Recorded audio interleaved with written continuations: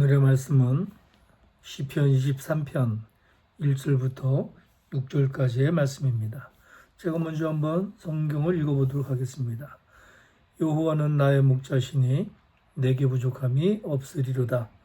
그가 나를 푸른 풀밭에 누이시며 쉴만한 물가로 인도하시는도다.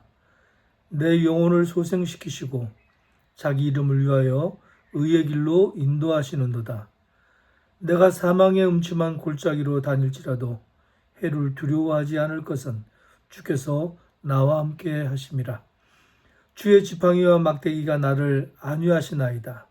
주께서 내 원수의 목전에서 내게 상을 차려주시고 기름을 내 머리에 부으셨으니 내 잔이 넘치나이다. 내 평생의 선하심과 인자하심이 반드시 나를 따르리니 내가 여호와의 집에 영원히 살리로다. 아멘. 오늘은 이 말씀을 근거로 마르지 않는 하나님의 은혜라 라는 말씀을 성취하려 보도록 하겠습니다. 말씀에 들어가기 앞서 한번 좀 살펴볼 것이 있는데, 사람의 몸값이 과연 얼마나 될까? 한번 이 부분에 대해서 한번 생각을 해봤습니다.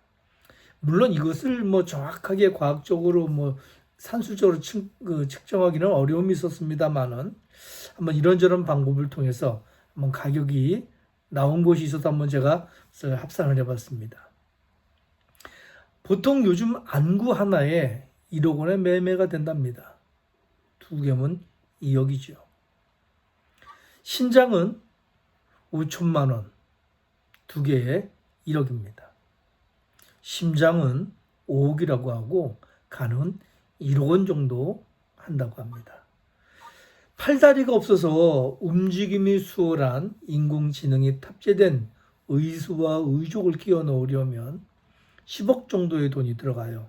그 외에 위장, 소장, 대장, 췌장 등 뇌, 이런 가격 등을 정할 수는 없지만 그 기능에 따라 가치로 판단했을 때 사람의 몸값은 최소 60억은 된답니다. 지금 2눈을 뜨고 2다리로 걸으며 양손에 뭔가를 들고 다닐 수 있는 사람은 약 60억 원의 가치를 재산을 지니고 다닌다는 것입니다. 갑작스러운 사고나 병으로 앰뷸런스에 실려갈 때 산소호흡기를 만약에 사용한다면 1시간에 36만 원을 내야 한답니다. 오늘 여러분이 앰뷸런스를 타지 않고 병원에서 산소호흡기를 사용하지 않고 그냥 숨을 쉬고 산다면 하루에 860만 원씩을 버는 것입니다. 1년 동안 내 입과 코와 심장으로 숨을 쉰다면 돈 안 내고 마시는 산소의 가격이 무려 3억이 넘습니다. 제가 67년을 살았으니까요. 제가 쓴 산소의 값만 220억이 넘는다는 얘기예요. 그런 220억이 넘는 산소를 돈 안 내고 마시고 있다는 것입니다. 우리들은 60억짜리 몸에 하루에 860만 원씩 공짜로 공기를 받아 살 수 있으니 사실은 감사하죠. 세상에 이것처럼 땡 잡은 인생이 어디 있습니까? 이것처럼 공짜 인생이 어디 있어요? 길 가다가 5만 원짜리 하나를 주어도, 만 원짜리 하나 주어도, 심지어 동전 하나 주어도 기분이 좋은데 세상에 하루에 860만 원씩 공짜 산소를 쓰고 있다니, 이건 정말 로또보다 더 귀한 것을 누리고 사는 것입니다. 그런데 왜 우리는 불행하다고 생각할까요? 그 이유는 없는 것에 대한 불만이 있는 것에 대한 감사보다 크기 때문입니다.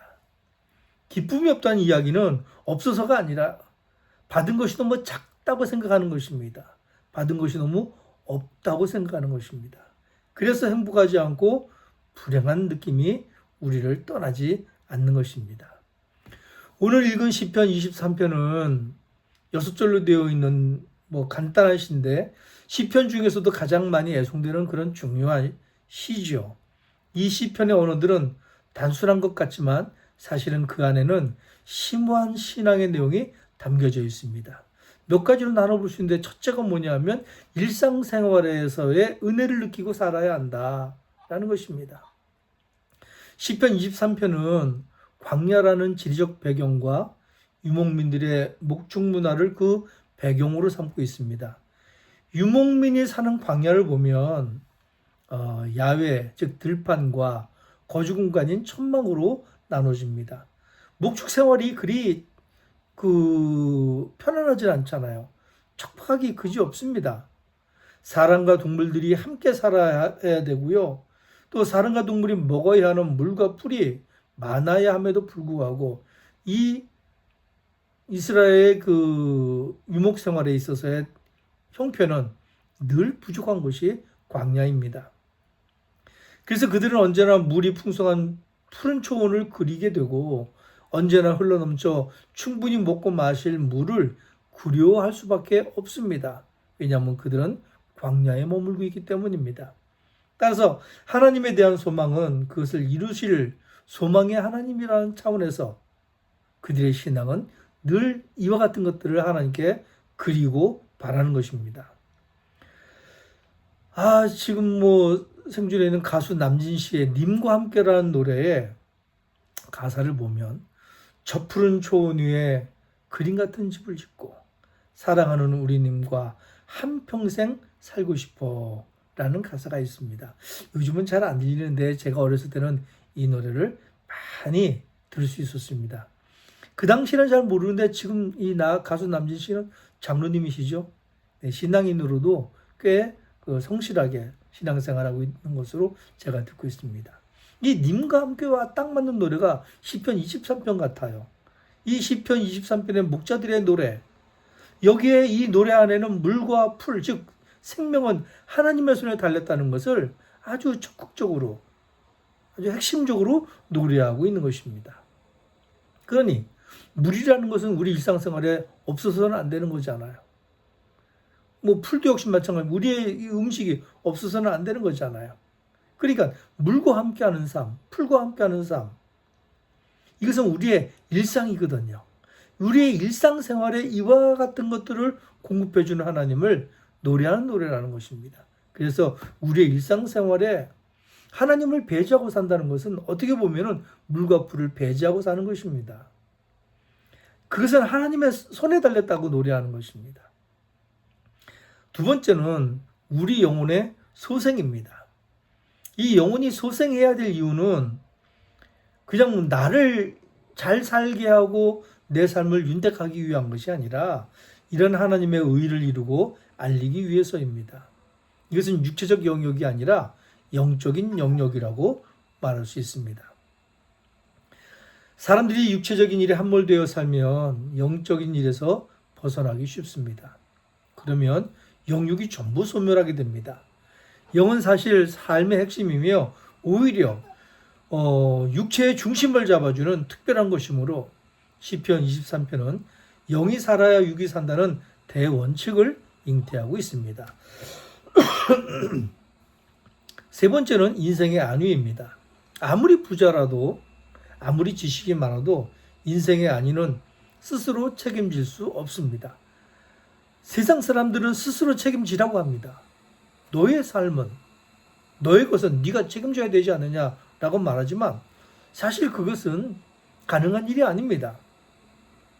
아무리 부자라도 지식이 많아도 건강이 좋아도 그것은 나를 지켜주지 못합니다. 화무시비용이란 말이 있죠. 아름다운 꽃도 열을 못 간다는 말이고 아침 안개, 새벽 이슬 이런 표현은 인생 무상을 말합니다. 그러니 인간 자체의 존재가 길지 않고 게다가 병나고 사고나고 많은 세상에서 그런 세상에서 자신의 안위를 지킨다는 것은 실로 불가능합니다. 가능한 것이 아닙니다. 그래서 우리는 그런 사망의 음침한 골짜기로 살 수밖에 없는 거예요. 일부러 사망의 음침한 골짜기로 에서 벗어나려고 해도 벗어난 그곳 자체도 사실은 사망의 음침한 골짜기입니다. 우리 모두가 다니는 이 세상은 두려운 세상이에요. 무서운 세상입니다. 편안한 세상이 아닙니다. 그래서 우리를 지켜주는 목자가 있지 않는 한 우리는 안심하고 다닐 수 없습니다. 하나님이 바로 우리의 목자이시며 하나님의 손에 있는 그 지팡이가 항상 우리를 지켜주기 때문에 우리는 인생의 안위를 느끼고 살고 하나님 안에서 평강을 누릴 수 있다는 것입니다. 피조물에게 있어서 이거보다 더 중요하고 강한 메시지는 없죠. 어린아이들이 근거 없이 부모님을 의지하고 살아갑니다. 부모가 돈이 많이 없어도, 부모가 건강하지 않아도, 부모가 아는 것이 많이 없어도 어린아이들이 바라보는 엄마는, 어린아이들이 바라보는 아빠는 전지전능한 존재예요. 그것만으로 기쁨을 주고 그것만으로도 자신감을 주잖아요. 바로 그겁니다. 우리가 하나님 안에서 안위를 누릴 수 있다는 것은 뭐를 줘서가 아닙니다. 우리에게 뭔가를 허락하셔서가 아니라 존재만으로도, 내가 그 존재를 느끼는 것만으로도 우리의 삶에서 진정한 안위를 누릴 수가 있다는 것입니다. 그리고 네 번째로는 여호와의 집에 살 것이라는 것입니다. 여호와의 집에 산다는 것은 하나님이 만들어주신 어떤 특정한 집에 간다는 그런 의미가 아니고요. 하나님과 함께하는 집이 여호와의 집이라는 것입니다. 거기가 들이나 들판이나 길이나 하다못해 가시밭일지라도 거기에 하나님이 함께 하신다면 그것이 바로 여호와의 집이라는 것입니다. 그것이 조건이에요. 하나님의 선하심과 인자하심이 늘 나와 함께 있을 때 내가 여호와의 집에 거하는 것입니다. 그래야 하나님이 집이 될 수 있다는 것입니다. 이것이 평생 마르지 않는 시냇가에 심은 나무가 누리는 하나님의 은혜며 체험입니다. 그리고 나무가 살아가는 방법인 것처럼 우리가 하나님을 신뢰하고 하나님을 믿고 사랑하고 그 하나님 곁에서 떠나지 않고 동거할 때에 우리가 바로 시냇가에 심은 나무와 같은 조건을 가질 수 있다는 것입니다. 우리의 일상에서 우리의 영혼을 소생시키기 위해서, 인생의 안위를 위해서, 여호와의 집에 거하기 위해서 먼저 하나님의 약속을 믿고 그 능력과 권세와 또 그 사랑을 신뢰해야만 합니다. 그래야 우리의 미래가 보장되는 것입니다. 시냇가에 심은 나무는 누가 심었을까요? 시냇가로 인도한 것은 누구일까요? 그것은 나무가 한 일이 아닙니다. 그것은 바로 목자가 한 일입니다. 지혜로운 목자가, 또 해안이 아주 깊고 심오한 목자가 자기들의 양떼를 그것으로 인도하는 것입니다. 그런 지혜로운 목자를 나의 목자라고 믿고 신뢰할 때 양들은 평강을 누릴 수 있고 행복을 누릴 수 있는 것입니다. 목자는 수많은 원수들 앞에서 내게 먹고 살 수 있는 상을 차려주시고, 또 내 머리에 기름을 바른다는 것은 광야 생활에 있어서 아주 최고의 그 위험한 것이 있는데, 바로 이게 이제 이스라엘 광야에 사는 팔이라고 그래요. 무슨 팔인지는 확실히 모르는데 아주 작고 강한 팔인데, 이 팔들이 양의 머리에 가죽을 뚫고 또 뼈를 뚫고 들어가서 양의 뇌에다가 알을 낳는데요. 그래서 그 머릿속에서 알들이 부화가 돼가지고선 결국은 그 양이 뇌에 벌레가 생겼으니 어떻겠어요. 그래서 막 가려워서 머리를 바위에 박고 막 그래서 병이 나가지고 결국은 죽는답니다. 근데 지혜로운 목자들은 그 양의 머리에 기름을 발라서 그 파리들이 그 머리에다가 알을 낳지 못하게 한대요. 이 기름을 바른다는 것은 참 다양한 은혜예요. 선택한다라는 것, 어떤 의무를 부여한다는 것, 또 성격히 한다는 것, 그런 것도 있지만 현실적으로 외부의 공격으로부터 방어하는 아주 중요한 거거든요. 우리의 삶 가운데 영적인 것만 있나요? 육적인 것도 있잖아요. 근데 이 주님이 육적인 부분들도 이렇게 막아주지 아니하시면 그런 사고나 병이나 이런 것들을 우리가 능히 컨트롤할 수 없다는 것이죠. 우리는 모르는 거예요. 우리 눈에는 보이지 않는 일들이에요. 그러나 하나님은 그것을 보고 계시고 막을 수 있을 것이고 우리를 안전한 곳으로 인도할 수 있다는 것입니다. 사랑하는 성도 여러분, 저는 여러분들이 시냇가에 심은 나무와 같은 안위를 보장받은 나무들이 되시기를 바랍니다. 그러기 위해서는 저절로 그렇게 되는 것이 아닙니다. 우리가 여호와를 믿고 신뢰하고 그 안에 거하기를 원해야 하는 것입니다. 우리가 시냇가를 떠나지 말아야 합니다. 저기 보이는 소돔과 고모라 성이 아름답게 보이지 말아야 합니다. 거기가 가나안처럼 보이지 말아야 합니다. 세상에서 주는 모든 부귀와 영화가 그렇게 우리의 마음을 끌어서는 안 되는 겁니다. 그것보다 더 중요한 것은 그것을 안고 같이 불에 타 죽는 것이 아니라 그것에 욕심을 부리지 아니하고 나를 영혼으로 인도하시는 목자를 붙들고 의지하는 것입니다. 이런 삶이 여러분들과 함께 하시기를 주님의 이름으로 축복합니다.